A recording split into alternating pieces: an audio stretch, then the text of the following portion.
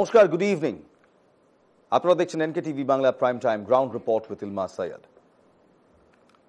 24 ঘন্টা প্রায় হতে চলল চাকরিহারা শিক্ষকরা তাদের ন্যায্য দাবির জন্য, তাদের সম্মানের জন্য এখনো আন্দোলনে। শিক্ষক বিদ্রোহ বলবেন নাকি বলবেন দুর্নীতির বিরুদ্ধে আম জনতা, আম জনগণের আওয়াজ? এই শিক্ষক বিদ্রোহই যদি বলি আমরা, তাহলে এই শিক্ষক বিদ্রোহে এই মুহূর্তে উত্তাল এসএসসি ভবন কিংবা এপিসি ভবন চত্বর। দফায় দফায় সেখানে উত্তেজনা। করুণাময়ীতে গতকাল রাত থেকে বারবার কখনো পুলিশের সঙ্গে বচসা, কখনো আধিকারিকদের কাছ থেকে দাবি, মুহুর্মুহু স্লোগান উঠছে। সেই স্লোগান কখনো পুলিশকে ঘিরে গো ব্যাকস বলছে, কখনো আবার মমতা বন্দ্যোপাধ্যায়কে সরাসরি চোর বলে নিশানা করছে। গতকাল রাত্রে আমরা দেখলাম গোটা এপিসি ভবন চত্বর মমতা বন্দ্যোপাধ্যায়ের বিরুদ্ধে স্লোগানে মুখর। এর আগে এটা হয়নি, জানেন। এই চাকরি প্রার্থীরা তারা কিন্তু আস্থা রেখেছিলেন, চাকরি হারারা আস্থা রেখেছিলেন মমতা বন্দ্যোপাধ্যায়ের ওপর। বারবার তারা বলেছিলেন এই মুখ্যমন্ত্রী, মহিলা মুখ্যমন্ত্রী, তিনি হয়তো আমাদের সুরাহা করতে পারেন। আজকে মুখ্যমন্ত্রী মমতা বন্দ্যোপাধ্যায় বলছেন, আমি কলকাতায় থাকলে 1 সেকেন্ডও লাগতো না, সব ঠান্ডা করে দিতাম। এই হলো আস্থার পরিণাম। গতকাল ঠিক রাত 12টার কিছু পরে আমরা দেখলাম স্লোগানিং হলো, পর স্লোগানিং হলো, মুহুর্মুহু স্লোগান উঠলো। সেই স্লোগানে সরাসরি মুখ্যমন্ত্রী মমতা বন্দ্যোপাধ্যায়ের নাম নিয়ে স্লোগানিং করা হলো। স্লোগানে বলা হলো মমতা চোর। মমতা বন্দ্যোপাধ্যায়কে স্লোগানে হীরক রানী বলে কটাক্ষ করা হলো। পুলিশকে ঘিরে গো ব্যাক স্লোগান দেওয়া হলো। প্রায় 24 ঘন্টা হতে চললো, এখনো এসএসসি ভবনের ভেতরেই রয়েছেন এসএসসি চেয়ারম্যান। আর এই সমস্ত কিছুর মূলে রয়েছে একটি তালিকা, যোগ্য অযোগ্য তালিকা।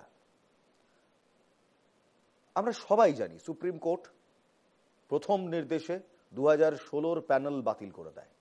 26,000 শিক্ষক শিক্ষাকর্মী তারা এক লহমায় জবলেস কিংবা চাকরি হারা হয়ে যান।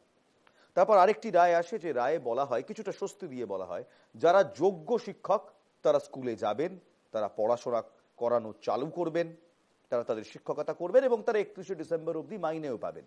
কিন্তু বলা হয় যোগ্য শিক্ষকরা যাবে। তারপরেই ব্রাত্য বসু থেকে শুরু করে প্রশাসনের বিভিন্ন মহল থেকে বলা হয় এই যোগ্য অযোগ্য তাদের আলাদা করার তালিকা রয়েছে। সেই তালিকা প্রকাশ করার দাবিতেই কিন্তু এখনো চাকরিহারারা অনড়। কারণ গতকাল 21শে এপ্রিল সেই তালিকা প্রকাশ করার দিন ছিল। সারাদিন টানটান উত্তেজনা, কখন তালিকা বেরোবে, কখন তালিকা বেরোবে। সন্ধ্যে 7টায় বসে আমরা এই স্টুডিও থেকেই এই প্রশ্ন তুলেছি যে আদৌ কি তালিকা বেরোবে। রাত 12টার সময় ব্রাত্য বসু জানিয়ে দিলেন তালিকা বেরোবে না, আইনি জটিলতার কারণে। আমার সঙ্গে রয়েছেন এক চাকরিহারা, 2016 সালের চাকরিহারা শ্রাবণী সাহা রয়েছেন আমাদের সঙ্গে। আমি শ্রাবণীর সঙ্গে কথা তো বলবো। শ্রাবণী, ফার্স্ট অফ অল নমস্কার and welcome to NK TV Bangla. Thank you. খুব সমস্যার মধ্যে দিয়ে যাচ্ছেন, একটা উত্তাল সময়ের মধ্যে দিয়ে যাচ্ছেন, নিশ্চয়ই আপনার সঙ্গে কথা বলবো। কিন্তু তার আগে, শ্রাবণীর সঙ্গে কথা বলার আগে একবার আমরা এই মুহূর্তে সরাসরি চলে যাব কোথায় বলুন তো, একেবারে এপিসি ভবন, যেটা এপিসেন্টার, সেই এসএসসি ভবনের সামনে। আমার সহকর্মী রণজয় মুখোপাধ্যায় রয়েছেন আমাদের সঙ্গে এবং একই সঙ্গে আমার আরেক সহকর্মী দেবারতী, তিনিও রয়েছেন। প্রথমে আমি রণজয়ের কাছে যাব। রণজয়, এই মুহূর্তে চিত্রটা ঠিক কি এপিসি ভবনের সামনে? এই মুহূর্তে প্রেস কনফারেন্স করা হচ্ছে, সেই প্রেস কনফারেন্সের দিকে নজর রাখবো। দেখি আমরা এতে শুধু কি সন্তুষ্ট? একদমই নই, একদমই নই। কারণ আমরা বেতন নেব শুধুমাত্র ওই 8 মাসের জন্য, তারপরে আমাদের দাঁড়িয়ে দেবে, এটা তো হতে পারে না। প্রথমে একটা কনক্লুশনে এসেছি, অবশ্যই যেটা একটা টেনশন ছিল সেটা কোথাও গিয়ে একটু দূর হলো। কিন্তু সেকেন্ড, আমাদের তো আলটিমেটলি কোর্টে জয়ী হতে হবে, চাকরিটায় পুনর্বহাল থাকতে হবে। সেই জায়গায় যোগ্য অযোগ্যের যে সার্টিফাইড লিস্ট, সেই লিস্ট যেহেতু মিনিস্টার ইনচার্জ আমাদের এডুকেশন মিনিস্টার, তিনি অলরেডি প্রেস কনফারেন্স করে জানিয়েছেন যে রিভিউয়ের আগে সেটা দেওয়া হবে না। তাই চেয়ারম্যান স্যার ওই বক্তব্যের মধ্যে ঢুকতে পারেননি, কারণ যেহেতু এডুকেশন মিনিস্টার বলে দিয়েছেন, তাই চেয়ারম্যান স্যার কিছু করতে পারবেন না। তাই এই ক্ল্যারিফিকেশনটা আমরা নিশ্চয়ই এডুকেশন মিনিস্টারের কাছেই নেব, চাইব। আমরা ওটা না পেলে এই রাস্তার আন্দোলন ছাড়ছি না, ছাড়ব না।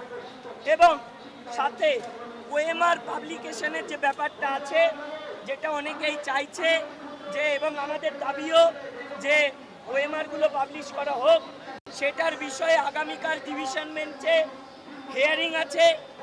সেখানে চেয়ারম্যানের একটা মানে ভার্চুয়াল প্রেজেন্স হোক বা ফিজিক্যাল অ্যাপিয়ারেন্স হোক, সেটার সম্ভাবনা। সেই জায়গায় দাঁড়িয়ে কালকের ওপরে আমরা তাকিয়ে থাকবো শুনানির ওপর। শুনানিতে কি হচ্ছে অবশ্যই দেখব, কিন্তু আমাদের দাবি থাকবে যোগ্য অযোগ্যের সার্টিফাইড লিস্ট এবং ওএমআর পাবলিকেশন, এটা করতে হবে। আমরা নালে উঠবো না। যেটা আমরা আরও জানলাম যে আমাদের অনেকেরই একটা আছে যে টেন্টেডরা স্কুলে গেলে আমরা স্কুলে যাব না। সেই জায়গায় টেন্টেডদের টার্মিনেশনের ব্যাপারটা ডিপেন্ড করছে WBBSEর ওপর, বোর্ডের ওপর। বোর্ড টার্মিনেট করতে পারবে। তাই বোর্ডের কাছে আমরা কালকে যাব, আমরা এই টার্মিনেশনের ব্যাপারে কথা বলবো। আর এডুকেশন মিনিস্টারের সাথে আমরা কন্ট্যাক্ট করার চেষ্টা করব এই বিষয়টাতে, যে কেন উনি বললেন রিভিউয়ের আগে যোগ্য অযোগ্য তালিকা দেওয়া যাবে না বা দেবেন না। কারণ আমরা ওটা চাইছি, এটা আমাদের দাবি, এবং ওএমআর পাবলিকেশনটাও দাবি। আলটিমেটলি সবাইকে একটাই কথা বলবো, যাই হয়ে যাক, আমরা কি পাচ্ছি না পাচ্ছি একদিন দুদিনের জন্য এই লিস্ট ওই লিস্ট আমার জেনে লাভ নেই। আলটিমেটলি যারা চুরি করেছিল, যারা দায়ী আমাদের এই মানে পরিস্থিতির জন্য, যারা দুর্নীতি করেছিল এবং দুর্নীতি করে চাকরি করেছিল, সকলের দায়ে আজকে আমরা এখানে। তাই এই অথরিটি, SSC, WBBSE, শিক্ষা দপ্তর এবং সর্বোপরি রাজ্য সরকার, এরা সকলেই দায়বদ্ধ থাকবে কিভাবে, কোন পদ্ধতিতে আমাদেরকে স্বপদে স্ববেতনে সারা জীবনের জন্য মানে রিটায়ারমেন্ট অবধি পুনর্বহাল রাখা যায়, সেই ব্যবস্থা তাদের যে কোনো মূল্যে করতেই হবে। এর বেশি আমাদের কিছু আর বলার নেই। যে বলছো তোমরা যে যোগ্য তালিকাটা করেছে, মন্ত্রীও বলেছে, SSCও বলেছে, সে তার মধ্যে কিছু অযোগ্যরাও রয়েছে, তাদের বাদ দেওয়ার ব্যাপারে কি বলবেন? এই যে টোটাল সংখ্যাটা বললেন, এটা অ্যাকর্ডিং টু চেয়ারম্যান ভুল। এই সংখ্যাটা মানে সার্ভিস কন্টিনিউয়েশন করছে না, যারা যোগ্য তারা করবে। আচ্ছা, এই বিষয়ে চেয়ারম্যান মানে আমাদের চিন্ময় মণ্ডল চাকরিহারাদের মুখ এই মুহূর্তে একেবারে SSC ভবনের সামনে থেকে বলে দিলেন এই বিক্ষোভ চলবে, এই আন্দোলন চলবে 27 ঘন্টা 7 মিনিট অ্যান্ড কাউন্টিং। আন্দোলন চলছে, সরকারের উপর চাপ বাড়ছে। Junior doctor front, West Bengal junior doctors front গতকাল থেকে তারা রয়েছেন, সহমর্মিতা দেখিয়েছেন। অভিজিৎ গঙ্গোপাধ্যায় ভারতীয় জনতা পার্টির সাংসদ গতকাল চাকরিহারাদের উদ্দেশ্যে বলেন, ময়দান ছেড়ো না, রাস্তা ছেড়ো না। সজল ঘোষ গতকাল রাত্রে জল হাতে পৌঁছে গিয়েছিলেন, আজকে বায়ো টয়লেটের যে সমস্যা সেখানে হয়েছিল সেটা সমাধান করেছেন। চিন্ময় মণ্ডল খুব সহজভাবে বলে দিলেন তালিকা প্রকাশ, ওএমআর সমস্ত দাবি তাদের থাকছে। যেহেতু শিক্ষামন্ত্রী ব্রাত্য বসু বলে দিয়েছেন আইনি জটিলতার কারণে তালিকা প্রকাশ করা যাচ্ছে না, তাই SSC চেয়ারম্যানেরও কিছু করার নেই, তিনিও কিছু পড়তে পারছেন না। আজ ঠিক দুপুর 1:30 নাগাদ শিক্ষামন্ত্রী ব্রাত্য বসু তিনি একটি সাংবাদিক বৈঠক ডাকেন এবং সাংবাদিকদের সামনে তিনি বলে দেন ঠিক কোন কারণে তিনি তালিকা প্রকাশ করতে পারছেন না। শুনুন।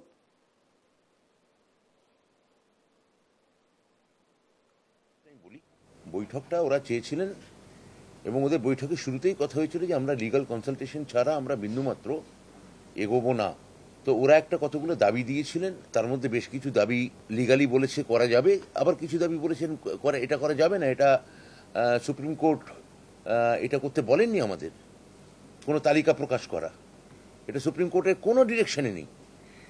তো এটা আমাদের যারা আইনি পরামর্শদাতা এবং সর্বোচ্চ স্তরের আইনি পরামর্শদাতা যাদের কথা ওরা বিশেষভাবে দাবি করেছেন যে সেই ধরনের আইনজীবীরা যেন আমাদের পক্ষে দাঁড়ান রিভিউ পিটিশনে, এটা তাদেরই কথা। তো সেটা একটা পার্ট আমরা করতে পারিনি, কিন্তু এমন নয় যে করতে পারিনি মানে যে আমরা সেটা লিগাল কনসালটেশন নিইনি। এবং আমরা ওই বৈঠকেই বলেছিলাম যে আইনি পরামর্শ পেলে তবেই করতে পারবো, আমরা পাইনি তাই করিনি। শিক্ষামন্ত্রী ব্রাত্য বসুর খুব সহজ বক্তব্য, যেহেতু সুপ্রিম কোর্টের অর্ডারে তালিকা প্রকাশ করার বিষয়ে কিছু বলা নেই, তাই ওনারা তালিকা প্রকাশ করতে পারছেন না। তবে সত্যি কি তাই? যারা আইন জানেন, যারা আইন বোঝেন, তেমনই একজনের সঙ্গে কথা বলেছিলাম, যদিও তিনি এই মুহূর্তে রাজ্যের বিরোধী দলে রয়েছেন, সাংসদ বিরোধী দলের অভিজিৎ গঙ্গোপাধ্যায়। এককালে কলকাতা হাইকোর্টের প্রাক্তন বিচারপতি ছিলেন এবং এই চাকরি চুরি, সহজ কথায় চুরি হয়েছে, চাকরি চুরি নিয়ে তিনি প্রথম আওয়াজ তোলেন। শুধু আওয়াজ তোলেন না, তিনি চাকরি চুরি নিয়ে এই সরকারকে নাকে দড়ি বেঁধে ঘোরান। সেই সময় তিনি চাকরি প্রার্থী এবং চাকরি হারা যারা এখন, তাদের মেসিয়া হয়ে উঠেছিলেন। সেই অভিজিৎ বন্দ্যোপাধ্যায় ব্রাত্যবাবুর এহেন মন্তব্যের পর কি বলছেন শুনবেন, দেখুন। দেখুন, এটা একটা ডিমান্ড অফ ট্রান্সপারেন্সি। কে যোগ্য কে অযোগ্য, এটা দুধ কা দুধ পানি কা পানি হয়ে যাবে। মুখ্যমন্ত্রী তো এসব বলবেনই, তিনি তো দুর্নীতি রাখতে চান, তিনি দুর্নীতি তৈরি করেন, তিনি দুর্নীতির ফাউন্টেন হেড, বুঝতে পেরেছেন? তো তিনি এসব বলবেন না তো আর কে বলবেন? যারা চাকরি কিনে চাকরি করছে তাদের বাঁচাতে অত্যন্ত ব্যস্ত। চাকরি কে খেয়েছে? চাকরি তো খেয়েছে সুপ্রিম কোর্ট। মানুষ সুপ্রিম কোর্টের উপর ভরসা করবেন না, কার উপর করবেন? ভাবুন অবস্থা। আমার সঙ্গে এই মুহূর্তে রয়েছেন এখানে একজন চাকরি হারাই রয়েছেন। আমি সহজ শ্রাবণী, প্রথম প্রশ্ন, শিক্ষামন্ত্রী যা বলছেন, শিক্ষামন্ত্রী আগে বলেছিল হ্যাঁ প্রকাশ করব তালিকা, তালিকা প্রকাশ হলো না, এখন একেবারে অন্য কথা বলছেন, উল্টো কথা বলছেন। মমতা বন্দ্যোপাধ্যায়েরও বার্তা আমি কিছুক্ষণের মধ্যে আপনাদের শোনাবো। মমতা বন্দ্যোপাধ্যায় বলছেন, আমি যদি কলকাতায় থাকতাম 1 মিনিটে সব ঠান্ডা হয়ে যেত। কাল সারা রাত 12টা পর্যন্ত 10 বার ফোনে কথা বলেছি। কাদের সঙ্গে কথা বলছেন? দেখুন, কাদের সঙ্গে কথা বলছেন সেটা তো আমি বলতে পারবো না। নিশ্চয়ই আজকে আমাদের রাজ্যের মুখ্যমন্ত্রী, তিনি নিশ্চয়ই আমাদের সঙ্গে সরাসরি কথা বলবেন না। তিনি যেহেতু কথা বলছেন, তার মানে রাজ্যের যে এডুকেশন মিনিস্টার ব্রাত্য বসু বা চেয়ারম্যান যেটা রয়েছে সিদ্ধার্থ মজুমদার, ওনার সঙ্গেই হয়তো কথা বলেছেন। আমাদের সঙ্গে তো ডিরেক্টলি কোনো কথা হয়নি। আপনারা আস্থা রাখতে পারছেন এই মুখ্যমন্ত্রীর উপর কিংবা এই শিক্ষামন্ত্রী কিংবা এই প্রশাসনের উপর? দেখুন, সত্যি কথা বলতে আমি কাউকে ডিরেক্টলি বলবো না। আমাদের নিয়োগকর্তা হচ্ছে এসএসসি, রাজ্য সরকারের অধীনে আমরা চাকরি করি। তো আস্থা রাখার যেটা বিষয়, সেটা আস্থা আমরা এই মুহূর্তেও রাখতে পারছি না। শ্রাবণী সাহা, যিনি আজকে আমাদের কাউচে বসে রয়েছেন, শ্রাবণী সাহা কিন্তু একজন রাজ্য সরকারি কর্মচারী। মাইন্ড ইট, এটা প্রথমে মাথায় রাখতে হবে আপনাদের। উনি একজন রাজ্য সরকারি কর্মচারী, she is a part of the system. উনি সরকারের একজন সদস্য। সরকার যদি তার নিজের সদস্যদের সঙ্গে, তাদের নিজেদের কর্মচারীদের সঙ্গে এহেন অ্যাটিটিউড কিংবা আচরণ করে, তাহলে আমরা যারা আম জনতা, আমরা সরকারের উপর ভরসা রাখি কিভাবে বলুন তো? খুব সহজভাবে বলছি, দেখুন, চাকরি যে চুরি হয়েছে তা নিয়ে কিন্তু কোনো রকম বিবাদ নেই, নতুন করে তার তদন্তরও প্রয়োজন নয়। রাইট শ্রাবণী? নতুন করে তদন্তর প্রয়োজন আছে কি নেই সেটা আমি এই মুহূর্তে ঠিক করে আপনাকে কিভাবে বলবো। কারণ দেখুন, আরো যদি সুপ্রিম কোর্ট যখন রায় দিয়েছে, ঠিক আছে, চাকরি তো চুরি হয়েছে, চাকরি তো চুরি হয়েছে, অবশ্যই চুরি হয়েছে, সেই নিয়ে কোনো মতপার্থক্য নেই। দুর্নীতি করেছে সুপ্রিম কোর্টই বলছে। এসএসসি দুর্নীতি করেছে, অবশ্যই করে দুর্নীতি করেছে, এবং এই এসএসসি সেই দুর্নীতি ধামাচাপা দেওয়ার চেষ্টাও করেছে। ধামাচাপা দেওয়ার তো অবশ্যই করে চেষ্টা করেছে। না যদি ধামাচাপা, মাসুল গুনলাম আমাদের মতো সাধারণ মানুষরা, মাসুল গুনলাম আমাদের মতো সাধারণ মানুষরা, যারা সারা জীবন পরীক্ষা দিয়ে আমরা সব ফার্স্ট ক্লাস পেয়ে পাশ করেছি, তারপরে চাকরির পরীক্ষায় স্টেট লেভেলে পাশ করে চাকরি করছি, মাসুল গুনলাম আমরা। আজকে আমরা, আমাদের কাছে যদি টাকা পয়সা বন্ধ হয়ে যায়, আমরা যদি স্কুলে না যেতে পারি, সব থেকে বড় কথা হচ্ছে আমাদের সম্মানের। আমরা তো অন্য কোনো কিছু করেও টাকা রোজগার করতে পারতাম। আজকে শিক্ষকতা পেশা এসেছে কিসের জন্য? সম্মানের জন্য। আজকে আমরা রাস্তায় বেরোতে পারছি না, অসম্মানিত হচ্ছি, স্কুলে যাব কি করে, স্টুডেন্টদের কাছে আমরা মুখ দেখাবো কি করে বলুন? একেবারে আমি আপনার এই প্রশ্নটা নিয়েই একবার সরাসরি এপিসি ভবনের সামনে যাব, এসএসসি ভবনের সামনে যাব। আমার সহকর্মী দেবারতী এই মুহূর্তে রয়েছেন আমাদের সঙ্গে। দেবারতী, একটি প্রশ্ন, যে প্রশ্নটা এই স্টুডিও থেকে উঠছে, তাহলে এই লড়াই সম্মানের লড়াই, আত্মসম্মানের লড়াই। এত মানুষ যারা কিন্তু কেউ আমজনতা নয়, তারা সবাই এই সরকারেরই পার্ট, সরকারি কর্মচারী, তারা এক লহমায় চাকরি চলে গেছে। শুধু যায়নি, তাদের সম্মানে আঘাত লেগেছে, তাদের অসম্মান করা হয়েছে।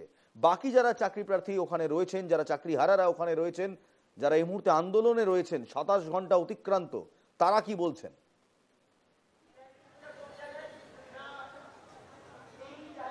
আমি সরাসরি তাদের সঙ্গেই কথা বলবো এবং তাদের কাছে জানবো যে সরকার বলছে আপনাদেরকে কাজে ফিরতে, সরকার আপনাদের মাইনে দেবে, সরকার আপনাদেরকে কাজে ফিরতে বলছে, কিন্তু আপনারা তা সত্ত্বেও রাস্তায় রয়েছেন।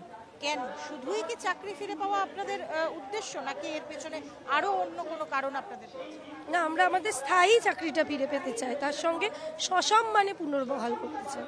কারণ সরকার যেটা বলছে তাতে 31শে ডিসেম্বর পর্যন্ত আমাদের কাজের মেয়াদ, তারপরে কি হবে আমরা জানি না। সুতরাং রিভিউ পিটিশনে যাতে আমরা সসম্মানে ফিরে এসে একদম 60 বছর পর্যন্ত চাকরি করতে পারি, সেই জন্যই আমাদের এই আন্দোলন। এই কথাটা খুব গুরুত্বপূর্ণ যে সসম্মানে আপনারা ফিরতে চান, অর্থাৎ আপনারা যারা অযোগ্য তাদের সঙ্গে একই সাথে এই চাকরির জায়গা শেয়ার করতে চাইছেন না। সেটা যেমন ঠিক, তেমন আমি যে যোগ্য সেটা আমি সবাইকে আগে জানাতে চাই। বাকিদেরটা তারা বুঝে নিক, সরকার বুঝে নিক কি হবে না হবে, কিন্তু আমি যে যোগ্য সেটা তাকে বলবো। তো এই কথাই বলছে যে আপনি যোগ্য, আপনি স্কুলে যান, আপনাকে সরকার মাইনে দেবে, কিন্তু আপনি আপনার কাজে ফেরত যান। কিন্তু এখানে সবাই বলছে যে শুধুমাত্র আপনার একার নয়, পুরো ওএমআর শিটের তালিকা প্রকাশ করতে হবে। সরকারও তো আপনাকে ফিরতেই বলছে, ফিরতে বলছে, কিন্তু সেটা মৌখিক। আমি যোগ্য তার প্রমাণ কি সেটাই তো আমরা চাইছি, একটা শুধু লিখিত দিন। আমার মনে হয় দেবরতী প্রশ্নটা এমন হওয়া উচিত, সরকার ফিরতে বলছে কি ফিরতে বলছে না সেটা আর ম্যাটার করে না। এই মুহূর্তে যেটা ম্যাটার করে সেটা হচ্ছে সরকার বারবার মিথ্যে কথা কেন বলছে। তালিকা প্রকাশ করব বলার পর এখন কেন বলছে তালিকা প্রকাশ করা হবে না? শিক্ষামন্ত্রী বলেছিলেন তালিকা প্রকাশ করবো, সে রেকর্ডিং আছে আমাদের কাছে, সসম্মানে তালিকা প্রকাশ করা হবে বলেছিলেন। তারপর কি হলো? নাকি বিরোধীরা যে অভিযোগ করছে সেটাই ঠিক? এই তালিকা সামনে এলে এমন অনেক তৃণমূল কংগ্রেসের নেতারা আছে যাদের রাতের ঘুম ছুটে যাবে, কারণ তারা সরাসরি দুর্নীতির সাথে যুক্ত। আমি একটু তাদের কাছ থেকে এই প্রশ্নের উত্তরটা চাই যে তারা তো তাদের সম্মানের লড়াই লড়ছেন, কিন্তু তালিকা যে প্রকাশ হচ্ছে না তার আসল কারণ কি, তারা কি মনে করছেন?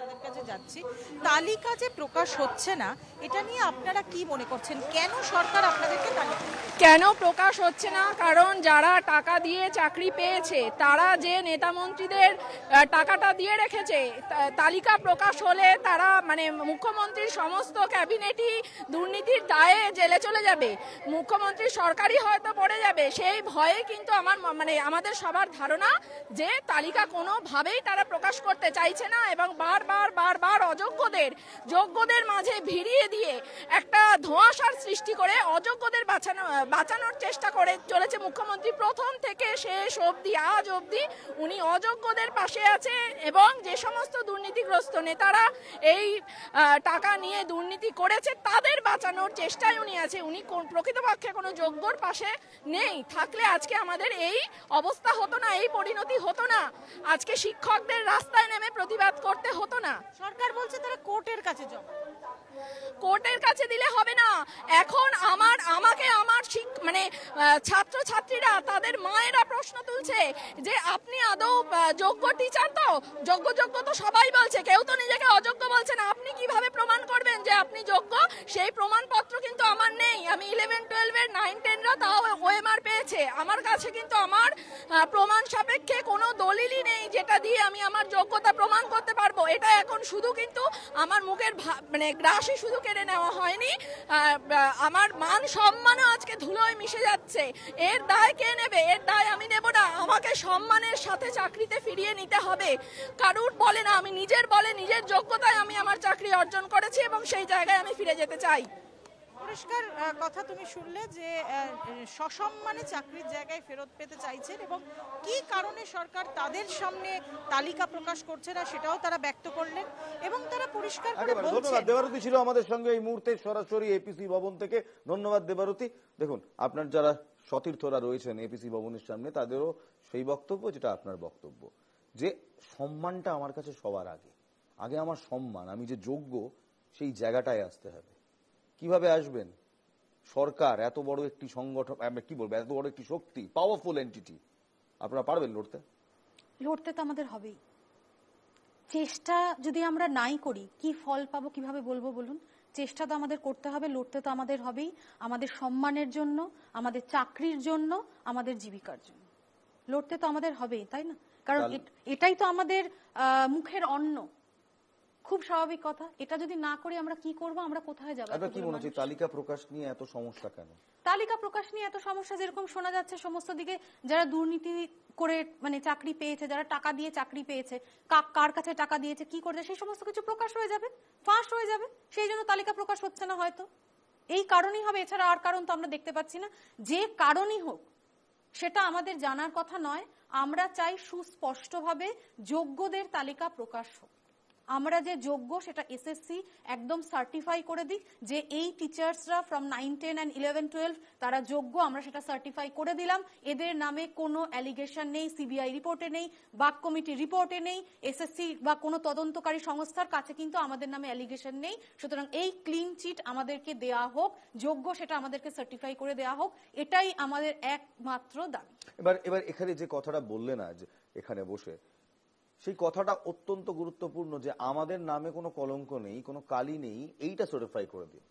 এই উত্তর আজ এখানে হয়তো মুখ্যমন্ত্রীর একটি প্রশ্নের উত্তর দিয়ে দিলেন আজ এই স্টুডিওতে বসে। আজকে মুখ্যমন্ত্রী মেদিনীপুরে দাঁড়িয়ে প্রশ্ন করেন যে কেন বসে আছেন গরমের মধ্যে, স্কুলে ফিরে যান, কে যোগ্য কে অযোগ্য সরকার দেখবে, আপনারা বেতন পাবে, এর জন্য অশান্তির দরকার নেই। মমতা বন্দ্যোপাধ্যায় বলেছেন আজ এই কথা, শুনুন। শিক্ষক শিক্ষিকারা আমি বলি আপনারা নিশ্চিন্তে স্কুলে গিয়ে ক্লাস করুন, আপনাদের মাইনে নিয়ে ভাবতে হবে না। আইনের মধ্যে থেকেই রাজ্য সরকার আপনাদের কাজ করে দেবে। আপনি এ না বি এটা কোর্ট ঠিক করবে, আমরা নই। কিন্তু আপনাদের মনে রাখতে হবে যে যেখানে চাকরি করছেন চাকরিতে ফিরে যান। টাকা কিন্তু ওই যারা আপনাদের ওস্কাচ্ছে তারা দেবে না, মাইনে কিন্তু গভর্নমেন্ট দেবে। আমি গতকাল সন্ধ্যে থেকে কমপক্ষে 10 বার ফোনে কথা বলেছি। আমি কলকাতায় থাকলে হয়তো 1 সেকেন্ডে মিটিয়ে দিতে পারতাম, কিন্তু যেহেতু আমি মিদনাপুরে আছি আমি রাত 12টা পর্যন্ত কথা বলেও দেখছি কেউ কেউ রিজিড আছে যে টেন্টেড আনটেন্টেড লিস্ট বের করতে হবে। আরে আপনার কি যায় আসে? কেন অন্যদের কথায় পা দিচ্ছেন? টেন্টেড কি আনটেন্টেড কি আপনার দেখার তো প্রয়োজন নেই। ওটা দেখার জন্য রাজ্য সরকার আছে, কোর্ট আছে, আমরা এভিডেন্স নেব, আমরা কোর্টের কি বলা হয়েছে দেখব। এটা আপনার তো লিস্টের দরকার নেই। আপনি চাকরি করেন, আপনার চাকরিটা আছে কিনা দেখার দরকার, আপনি ঠিকমতো মাইনে পাচ্ছেন কিনা সেটা আপনার দেখার দরকার, অন্যটা আপনার দেখার দরকার নেই। ওটা আমাদের ওপরে ছেড়ে দিন। আপনাদের দেখার দরকার নেই, সরকার দেখবে। আসলে মমতা বন্দ্যোপাধ্যায় মাননীয় মুখ্যমন্ত্রী আপনারা এতদিন দেখেননি বলেই তো এখন তারা দেখতে চাইছেন, যারা প্রাইমারি স্টেক হোল্ডার, যাদের চাকরি গেল তারা। কি বলবেন, কিছু বলবেন মুখ্যমন্ত্রী মমতা বন্দ্যোপাধ্যায়ের এই বক্তব্যের পরিপ্রেক্ষিতে? 3টি প্রশ্ন উনি করেছেন। আপনাদের কি যায় আসে যোগ্য অযোগ্য তালিকায়? 2, আপনারা প্ররোচনায় পা দিচ্ছেন কাদের জানি না, উনি হয়তো জানেন। এবং 3, বলছেন যে বেতন আপনাদের সরকার দিচ্ছে, সেই বেতনটা যাবে না, আপনারা কাজে ফিরুন। কি বলবেন? প্রথম প্রশ্নের উত্তর দিয়ে উনি প্রথম কথা বলছেন যোগ্য অযোগ্য এই বিষয়টাতে কি যায় আসে? অবশ্যই যায় আসে। আজকে এটা আমাদের সম্মানের লড়াই, একটু আগেও আমি বলেছি। তো আমি যেই সার্টিফিকেটটা নিয়ে যদি না ফিরতে পারি, স্কুলে যাব কি করে? স্কুলে অন্যান্য টিচারদের কাছে নিজেকে আয়নায় দাঁড়িয়ে কিংবা আজকে স্টুডেন্টদের কাছে নিজেকে মুখ দেখাবো কি করে? আমাকে এখানে তো যোগ্য অযোগ্য যদি মিশিয়ে দেওয়া হয় তাহলে তো সেই কালিমাতে আমিও লিপ্ত হয়ে যাচ্ছি, তাই না? তো সুতরাং আমি যে যোগ্য সেটা অবশ্যই করে সরকারকে এবং এসএসসি কে সার্টিফাই করে দিতেই হবে। বেশ, একদম। দ্বিতীয় যে বিষয়টা রয়েছে সেটা হচ্ছে যে বেতন। আজকে শিক্ষকতার যে পেশা, সেটাকে শুধু বেতনের জন্য?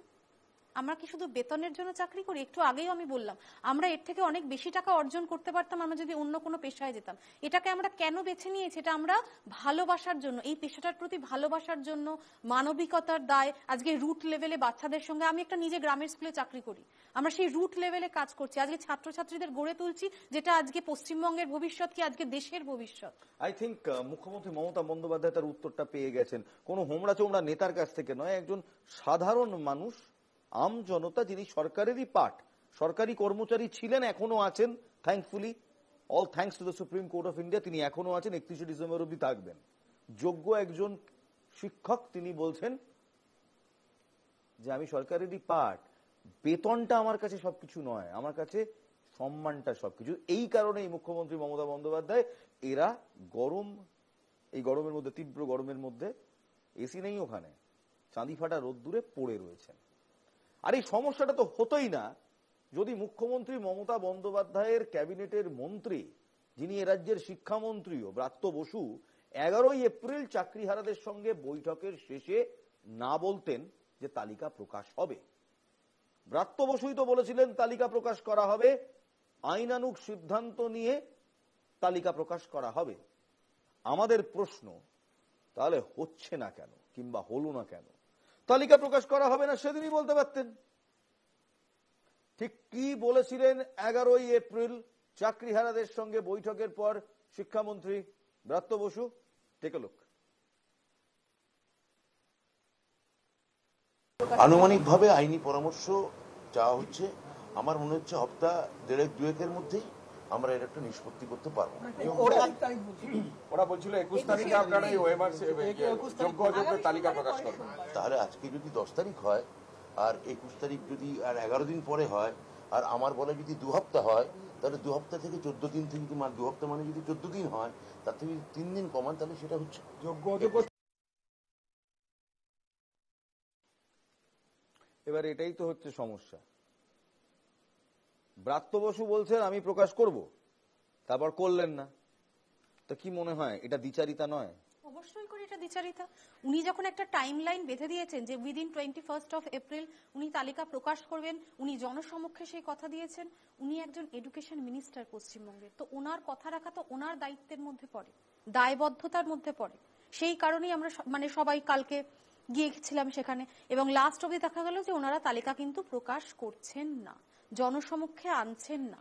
কিন্তু আমরা এটাই চাই যে যোগ্যদের তালিকা জনসমক্ষে আসুক, এসএসসি সার্টিফাই করে দিক যে এদের নামে কোনো অ্যালিগেশন নেই, এবং আমরা নিশ্চিন্তে পরবর্তী যে সুপ্রিম কোর্টের যে ন্যায় বিচার পাওয়ার জন্য যে সমস্ত প্রক্রিয়া আছে সেটাতে অন্তর্ভুক্ত হই, এবং আমাদের চাকরিটা থাকুক, এবং আমরা সারা জীবন সেটা যেন করতে পারি যতদিন আমাদের এজ লিমিট। এখানে একটা জিনিস খুব সহজভাবে বুঝে নিন, এটা কোনো রাজনৈতিক আন্দোলন নয়, কোনো নেতারা কুর্সির দাবিতে, মুখ্যমন্ত্রিত্বের দাবিতে কিংবা রাজ্য সরকারে আসার দাবিতে আন্দোলন করছেন না।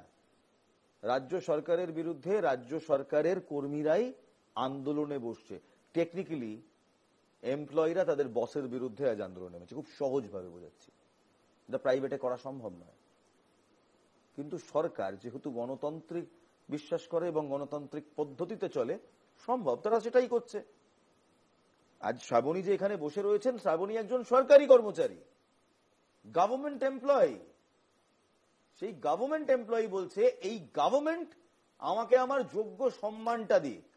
আর শুধু তিনিই বলছেন না, বিশ্বাস করুন, একদিকে যেমন শিক্ষক বিদ্রোহে উত্তাল এসএসসি ভবন, অন্যদিকে গতকাল সারা রাত অনশনে বসলেন চাকরিহারা শিক্ষাকর্মীরা, অর্থাৎ গ্রুপ সি গ্রুপ ডি কর্মীরা। মধ্যশিক্ষা পরিষদের ভেতরে অনশন করলেন গ্রুপ সি গ্রুপ ডি শিক্ষাকর্মীরা, সেই ছবিও দেখাবো। তারপর কি করলো জানেন? তারপর সেখানে ইলেকট্রিসিটি কেটে দেওয়া হলো, বিদ্যুৎ সংযোগ বিচ্ছিন্ন করে দেওয়া হলো। আন্দোলনকারীরা এমন অভিযোগ করলেন। নিবেদিতা ভবনের সামনেও তারা অবস্থানে বসলেন। দেখুন সেখানে কি বক্তব্য উঠে এলো। সেই বক্তব্য হয়তো আমরা আপনাদেরকে এই মুহূর্তে শোনাতে পারবো না, কারণ আমাদের কাছে সেই বক্তব্যের সমস্ত কিছু নেই, কিন্তু আপনাদের যেটা দেখাতে পারি এই মুহূর্তে, সেই ছবিটা দেখাতে পারি। একদিকে গ্রুপ সি গ্রুপ ডি তারা অনশন করছেন, অন্যদিকে শিক্ষকরা তারা তাদের অবস্থান বিক্ষোভ চালিয়ে যাচ্ছেন। সবটাই সম্মানের লড়াই, নিজেদের সম্মানের লড়াই। আচ্ছা শ্রাবণী দেবী, এই সম্মানটা আজকের দিনে এত গুরুত্বপূর্ণ কেন আপনাদের কাছে? সম্মানটা শুধু আমাদের কাছে নয়, যে কোনো ব্যক্তিত্বর কাছেই গুরুত্বপূর্ণ, যে কোনো মানুষের কাছেই গুরুত্বপূর্ণ। আজকে আমরা তো সামাজিক জীব, সমাজে থাকি, তাহলে প্রত্যেককে কিন্তু আমাদের একটা এই সম্মান নিয়ে চলতে হয়। আমাদের কাছে আমাদের এই পেশা, যেটা একটা নোবেল পেশা বলে আমরা বা মহান পেশা বলে দাবি করি, যে ডাক্তার হওয়া বা শিক্ষক হওয়া, এগুলো তো একটা মহান পেশা।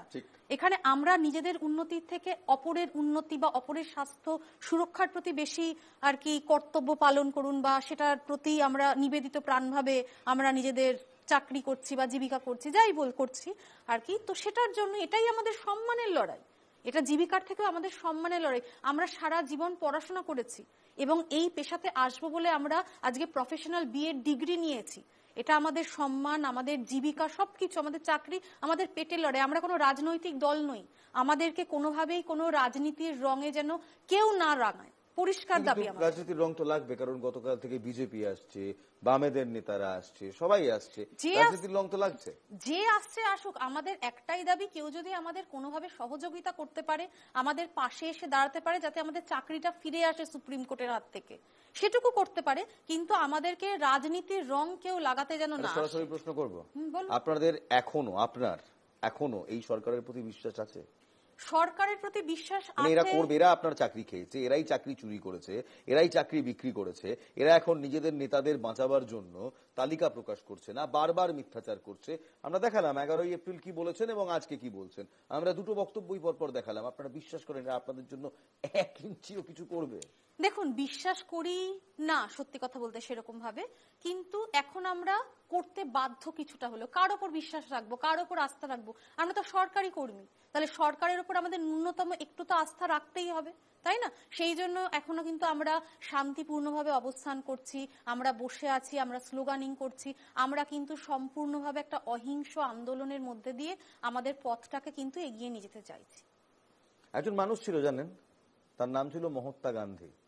যখন ব্রিটিশ সাম্রাজ্য এবং ব্রিটিশ সরকার এই ভারতবর্ষের উপর তাদের শাসন চালাতো, তাদের নির্যাতন চালাতো, তখন তিনি বলেছিলেন অহিংসার আন্দোলনের কথা, তিনি বলেছিলেন নন কোঅপারেশন মুভমেন্টের কথা।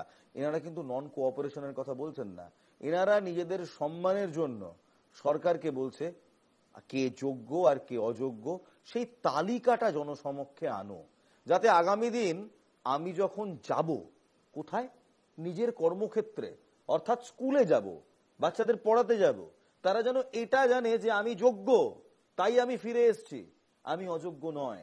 তাই কে যোগ্য কে যোগ্য নয় সেটা ভাবার একেবারে 100% অধিকার এবং দায়িত্ব এই শ্রাবণীদের, এই 2016 সালের প্যানেলভুক্ত 26,000 চাকরিহারাদের, তার মধ্যে যারা যোগ্য তাদের।